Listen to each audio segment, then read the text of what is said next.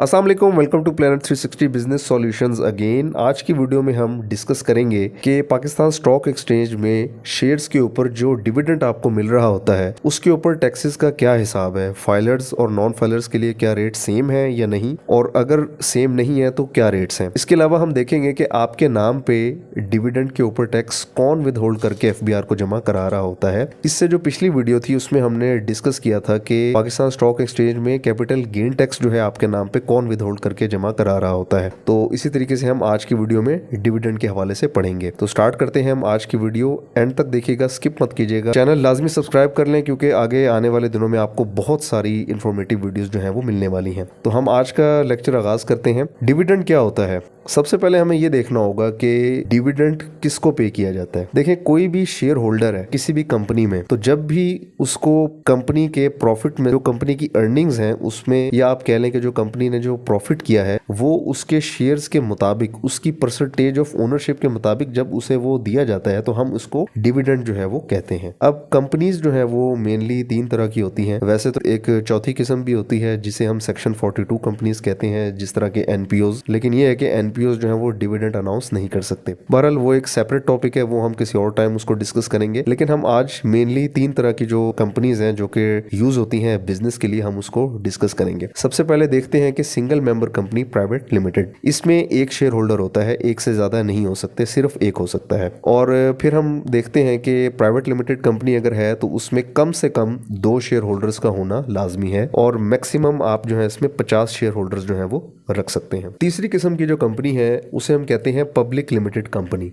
अब आप देखें कि इसको हम पब्लिक लिमिटेड कहते ही इसलिए हैं कि इसके जो शेयर्स हैं वो हम जनरल जो पब्लिक है उसको सेल आउट हम कर सकते हैं, तो इस वजह से हम इसको पब्लिक लिमिटेड कहते हैं। अब पब्लिक लिमिटेड के अंदर भी दो तरह की जो है टाइप्स आ जाती हैं। एक तो होती है अनलिस्टेड कंपनी, यानी कि वो उसने अपने आप को स्टॉक एक्सचेंज पे लिस्ट नहीं कराया हुआ, और फिर आ जाती है लिस्टेड कंपनी, यानी कि वो कंपनी जिसने अपने आप को स्टॉक एक्सचेंज पे लिस्ट कराया हुआ है। तो अगर तो कोई अनलिस्टेड कंपनी है तो उसमें कम से कम 3 शेयर होल्डर्स होते हैं और मैक्सिमम की कोई लिमिट नहीं है। और अगर तो कंपनी स्टॉक एक्सचेंज के साथ लिस्ट हुई हुई है तो फिर उसमें कम से कम 7 शेयर होल्डर्स का होना लाजमी है बिफोर दैट कि वो पाकिस्तान स्टॉक एक्सचेंज पे लिस्ट हो। तो यहाँ पे आपको बताने का मकसद ये है कि आपको ये पता हो कि शेयर होल्डिंग जो है वो किस हिसाब से होती है मुख्तलिफ कंपनीज में। और फिर ये भी देख लें कि जो भी पब्लिक लिमिटेड कंपनी है उसके साथ प्राइवेट लिमिटेड नहीं बल्कि सिर्फ लिमिटेड लिखा होगा। जैसे कि फर्ज करें Meezan bank limited, Allied bank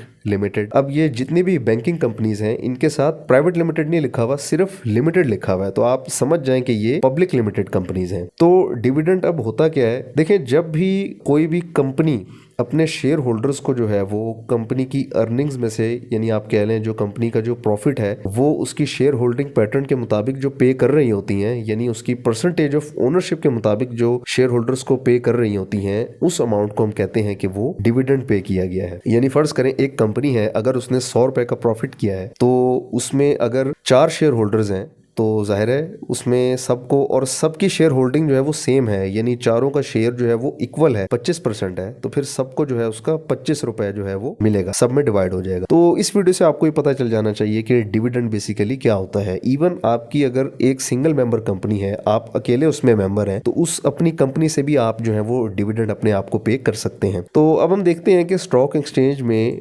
जो डिविडेंड है वो किस तरीके से जो है आगे पास ऑन किया जाता है और किस तरीके से जो है उस पर टैक्स विदहोल्ड होता है। देखें, पिछली वीडियो में मैंने बड़ा तफसीली डिस्कस की थी एनसीसीपीएल और सीडीसी, इन दोनों का रोल क्या है, ये मैंने बहुत ही डिटेल में डिस्कस किया था। इसलिए अगर आपने पिछली वीडियो नहीं देखी तो लाजमी आप उसको भी देख लें, न्यू टैब में उसका लिंक खोल लें, मैंने डिस्क्रिप्शन में लगाया हुआ है। तो जो सीडीसी है यानी कि central depository company of Pakistan, वो अपने एक इलेक्ट्रॉनिक रजिस्टर में पूरा रिकॉर्ड रखती है कि कौन सा शेयर होल्डर है, उसने कितने शेयर्स जो है इस कंपनी में होल्ड किए हुए हैं, और उस शेयर होल्डर का बैंक अकाउंट क्या है, उसका शनाख्ती कार्ड नंबर क्या है, जो भी डिटेल्स हैं वो सीडीसी उसको होल्ड करता है। अच्छा, अब होता ये है कि जब भी कोई लिस्टेड कंपनी अनाउंस करती है कि हमने डिविडेंड जो है वो पे करना है और उसकी बुक जो क्लोजर की डेट है वो फलानी है, तो क्या होता है कि सीडीसी जो है वो उस कंपनी को पूरी डिटेल्स जो है वो फराहम करता है कि इस पीरियड तक आपके ये शेयर होल्डर्स हैं, ये इनका शनाख्ती कार्ड नंबर है, ये इनका स्टेटस है कि आया कि ये फाइलर है या नहीं है, और ये इनका बैंक अकाउंट नंबर है। वो आगे जो कंपनी है उसको पास ऑन कर देती है। तो अब क्या होता है कि वो कंपनी उस डेटे को देखते हुए जो शेयर होल्डर्स हैं उनके बैंक अकाउंट में वो amount after with holding the tax उनको ट्रांसफर कर देती है। यानी जिस कंपनी के शेयर्स आपने परचेज किए हुए हैं वही कंपनी आपके नाम पे वो टैक्स विद होल्ड करती है बाय लॉ, और वो एफबीआर को जमा करा देती है, और जो नेट अमाउंट है वो आपके बैंक अकाउंट में पे कर देती है। यहाँ से आपको ये चीज जो है वो पता चल जानी चाहिए कि डिविडेंड जो है वो कौन विद होल्ड कर रहा होता है।